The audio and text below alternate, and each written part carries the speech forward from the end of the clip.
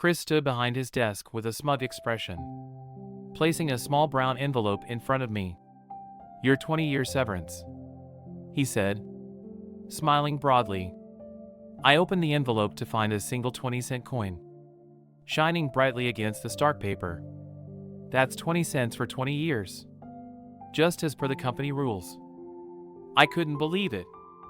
I'd worked at this trucking company for 2 decades, doing everything from accounting to managing operations. And now this was how they were letting me go? I devoted my life to this small town in Nebraska, and this is how they repay me? "You're kidding, right?" I said, forcing a bitter smile. But Chris wasn't joking. He sat back in his chair, arms crossed, looking as though he had just performed a great act of generosity. "Look," he said, "I even gave it to you out of my own pocket. You should be grateful." Anger surged through me, but I tried to keep calm. I'd seen the company change since Chris took over from his father, and none of it for the better. When the former CEO died 2 years ago, I had hoped his younger son, David, would take over. David understood the company, cared about the people, and respected the way things had been done. But no! Chris had swooped in from his cushy New York job, full of ambition and arrogance, convinced he could turn the small, family-run trucking business into some kind of corporate empire. "I'll resign, as per the company rules," I said coolly, suppressing my agitation. If this was how they wanted to play, then I had my own ways to handle it. I wasn't going to leave quietly, and I certainly wasn't going to let Chris think he won. My name is Tom Wilson, and I'm 46 years old. For most of my life, I've been a quiet guy, just trying to get by. After graduating from technical school for information processing, I worked at an IT firm in New York for a few years. But the stress and fast-paced life wore me down, so I moved to a small town in Nebraska for a quieter life. That's how I ended up at this trucking company, doing anything and everything to keep it running. For 20 years, I poured my heart and soul into that company. Late nights, weekends, problem solving when no one else could. I wasn't just an employee, I was the backbone. In my spare time, I developed custom systems that streamlined everything, from logistics to payroll. Those systems were my creation, my contribution, and they became the lifeblood of the entire operation. But after all that dedication, all those years of building their success, Chris handed me a flimsy brown envelope with a smirk. "Your severance," he said, grinning as if he'd done me some kind of favor. I tore open the envelope and found a single, pathetic 20-cent coin nestled inside. 20 cents. For 20 years. My stomach twisted with disgust. "Seriously?" I managed to say, trying to keep the rage from boiling over. Chris leaned back in his chair, arms folded across his chest, his grin even wider. "Just following company policy. Tom, I gave it to you out of my own pocket. You should be thankful." Thankful? The audacity of it was almost amusing. After everything I'd done for this company, this was how they decided to send me off? But I wasn't going to give him the satisfaction of seeing me break. Instead, I smiled back, cold, calculated, with a plan already forming in my mind. "All right, Chris, if that's how you want to play it." That evening, I packed up my personal belongings in silence. I disconnected my computer from the company's network, the one they had unknowingly depended on for years.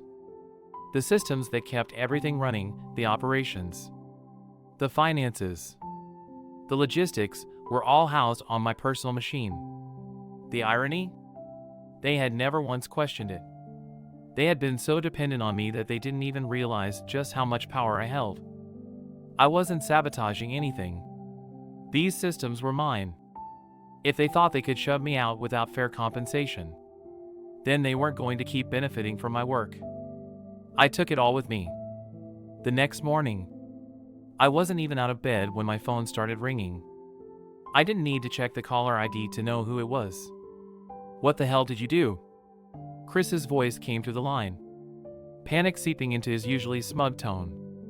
"The whole system is down. Nothing's working." "Of course it's not," I said, barely able to suppress a grin. That system was running on my personal computer, Chris. And as per the company rules, I'm allowed to take my personal property when I leave. Right? There was silence on the other end of the line. I could practically hear the gears turning in his head as he realized just how deep he was in. You can't just shut everything down. That's sabotage." His voice cracked with desperation. "Sabotage?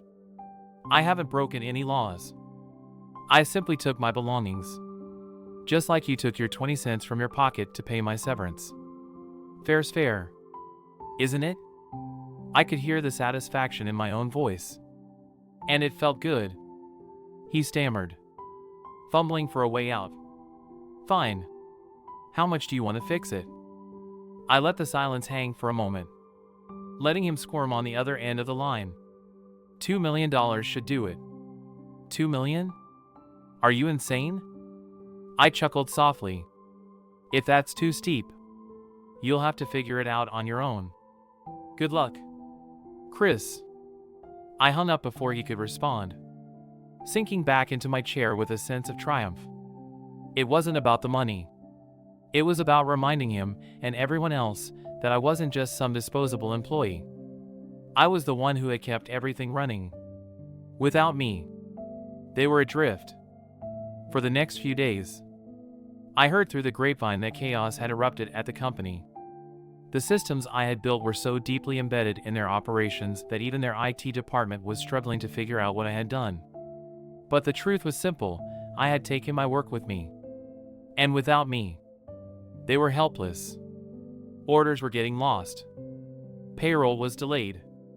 Clients were furious. Chris's empire was crumbling before his eyes.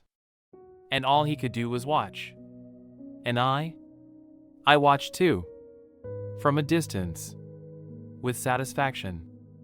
But things were about to get even more interesting. A week later, I got a call from someone I hadn't expected, David. Chris's brother. David had left the company when Chris took over, unable to stomach the direction his brother was taking the family business. Now, he was back, working for a major trucking firm that was expanding into our region. "Tom, I've got a proposition for you," David said over the phone. "We're buying out the company. Chris won't have a choice. I want you on my team." I couldn't hide the grin that spread across my face. Count me in. The meeting with Chris was a spectacle. He was desperate, clinging to whatever scraps of power he had left. "I'm not selling for less than what the company's worth," he spat, glaring across the table at David and me. "Chris," I said, leaning forward, "your company isn't worth anything. You're drowning in debt. This is your only chance to walk away with anything at all." His face flushed with anger. But deep down, he knew I was right. The company had been running on fumes for months. And without the systems I had taken with me, it was on the verge of collapse. Finally, after hours of tense negotiation, Chris caved. David's company would take over, and Chris would be left with nothing but his personal debts, a fitting end for someone who thought he could treat people like pawns. As we left the meeting, David and I shook hands, a shared sense of victory hanging in the air. Chris had underestimated me, but in the end, I was the one who came out on top.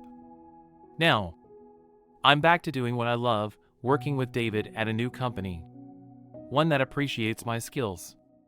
And as for Chris, well, rumor has it he's still trying to dig himself out of debt, living in some rundown apartment far from the empire he once thought he'd build. Funny, isn't it?